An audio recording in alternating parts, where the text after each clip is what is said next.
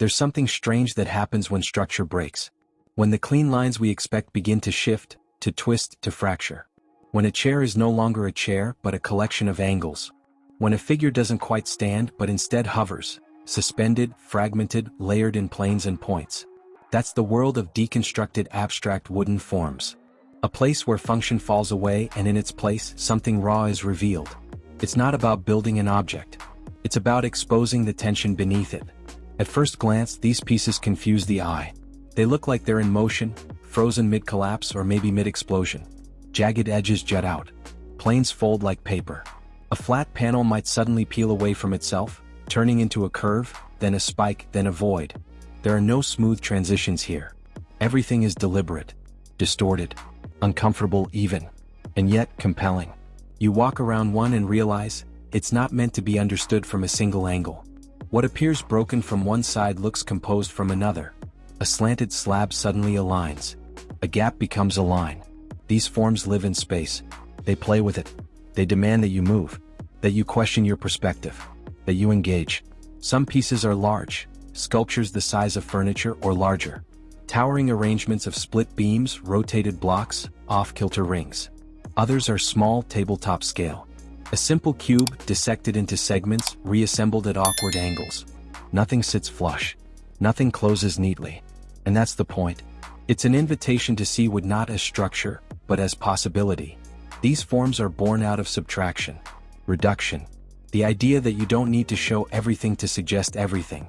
That the whole can be implied by its broken parts. A chair seat, split in half and suspended inches apart, still suggests a place to sit, but now it also suggests a gap, a pause, a question. A shelf that slants downward defies expectation. It's not trying to be useful. It's trying to disrupt. Many of these pieces come from designers who trained in architecture, who understand mass and balance, but have chosen to ignore it. Or rather, to invert it. To challenge it. To say, yes, wood can be stable. But what if it wasn't? What if it could look like tension held in pause? The materials are often reclaimed. Splintered oak, scorched maple, dark slabs of walnut cut on the bias. Edges are rarely smooth. They're torn. Ripped. Intentionally rough. You see the tool marks. The gouges. The breaks. Sanding is minimal. The finish is raw. Matte oils if anything at all. These aren't polished objects. They're statements. And the joinery, when it's visible, is often exaggerated. Oversized pegs. Visible dowels. Angled joints. Sometimes even metal pins or exposed bolts, not to hide the connections but to highlight them. To say, this was held together on purpose. This took effort to make it look unmade. There's a philosophical root to it. The deconstructed form is not about chaos for its own sake. It's about revealing the invisible systems beneath what we usually take for granted. The idea that something doesn't need to be complete to be expressive. That disassembly can be just as beautiful as assembly. Sometimes the form is derived from a recognizable object, like a table, split and rearranged into impossible geometry. The top might remain flat, but the legs twist in different directions. One might hover above the ground. One might sink below the plane. And somehow it balances, a reminder that even broken things can hold themselves together. Other times the abstraction goes further. A series of interlocked wedges, spiraling upward like shards of bone. Or sheets of plywood sliced and layered, fanning out like a disrupted deck of cards. There is rhythm but no pattern. There is intent but no symmetry. Shadow becomes part of the form. Negative space is essential. A void isn't just an absence, it's an active part of the composition.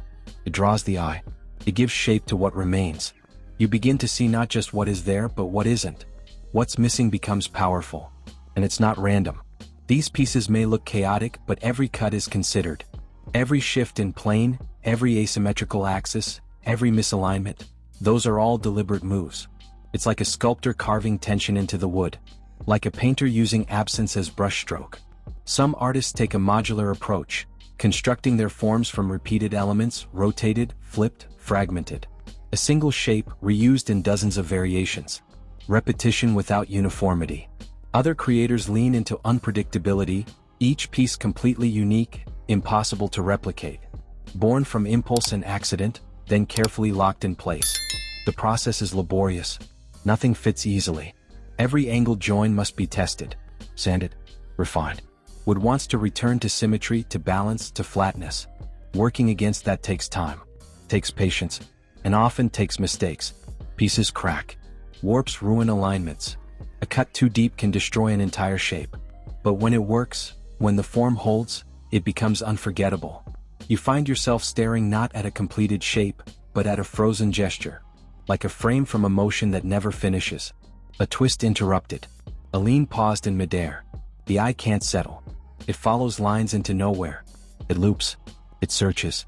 That's the power of these works. They engage you not with clarity but with friction.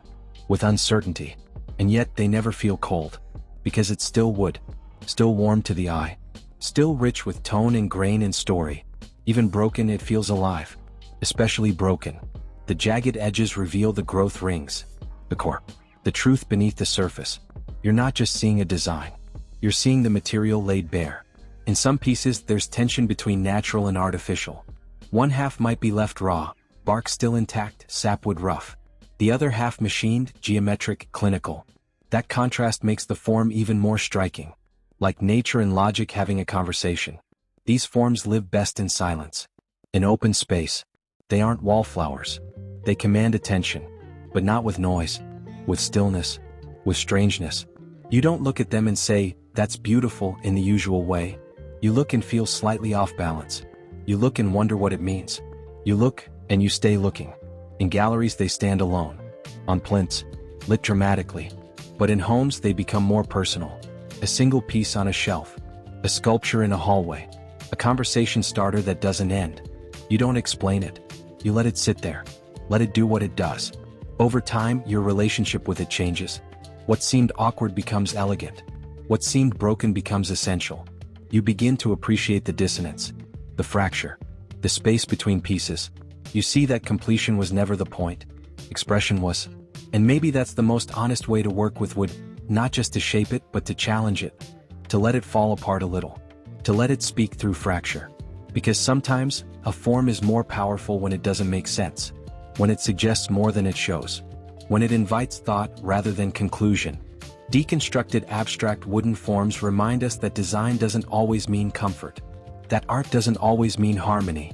Sometimes, it means confrontation. It means tension. It means being willing to look at something that doesn't resolve, and stay with it anyway. And in that tension we find meaning. Not because it's given, but because we bring it. Deconstructed abstract wooden forms are not meant to be immediately understood. They don't offer clarity at first glance. Instead they ask questions. They interrupt the eye. They resist simple shapes and smooth edges, choosing instead to fall apart. Intentionally, artfully, unapologetically. And in that fragmentation they invite us in.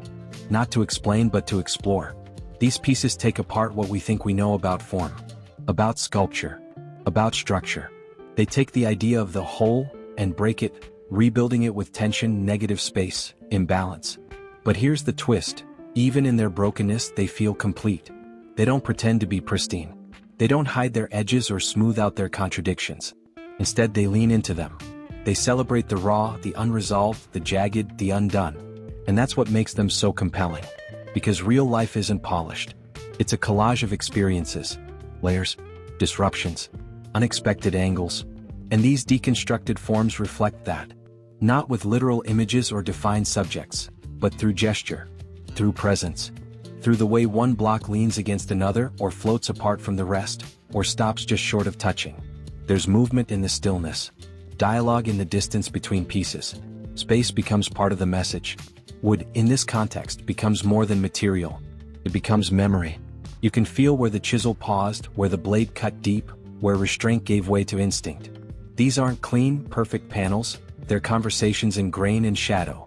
Sometimes heavy, sometimes light. Sometimes sprawling and wild, sometimes quietly intentional. Always human. And yet, even in their abstraction, these sculptures still feel deeply connected to nature. To the forest. To the organic. The irregular. The alive. You see a piece and it reminds you of driftwood or bark peeling off a trunk or ancient bones beneath the earth. It's familiar but just out of reach, like something remembered but not quite named. There's also an honesty in the way these forms resist symmetry. In a world where we're so often drawn to balance and repetition, deconstructed wooden pieces push back. They say, what if beauty isn't about perfection? What if shape doesn't have to be whole to be powerful? What if tension is part of what makes a thing feel real? Placed in a space, whether modern, rustic, industrial, or eclectic, these pieces do something that conventional art rarely does. They challenge. They shift the room's energy. You can't ignore them. You don't just hang one and walk away. You return to it. You tilt your head. You stare. And the more you look, the more you notice how light moves across uneven planes, how shadows pool in the empty spaces, how your own mood colors the interpretation. And that's the mark of good abstract work. It doesn't hand you answers. It hands you a mirror. Each person who looks at it sees something different, something that speaks to where they are. That's the power of deconstruction. It breaks apart the form so that meaning can slip through the cracks. In a way, these pieces aren't just about the wood. They're about what's missing. About the cuts, the gaps, the silences between solids. And just like music isn't made from sound alone, but from the spaces between the notes, these forms are built not just from material but from restraint, from subtraction, from the decision not to complete the circle, not to close the box, not to explain the thought. So in the end, deconstructed abstract wooden forms ask for presence, not understanding. They ask us to sit with the unfamiliar, to find shape in disarray, to accept that not everything beautiful is resolved. Some things are meant to stay fractured, to remain in process, to reflect the world as it is, not perfect, not tidy, but layered, raw, breathing. And maybe that's why these works stay with us. Not because they fit neatly into categories, but because they don't. Because they remind us that art doesn't have to be clean to be meaningful. That form doesn't have to be whole to hold power. That sometimes the most honest expressions are the ones left unfinished.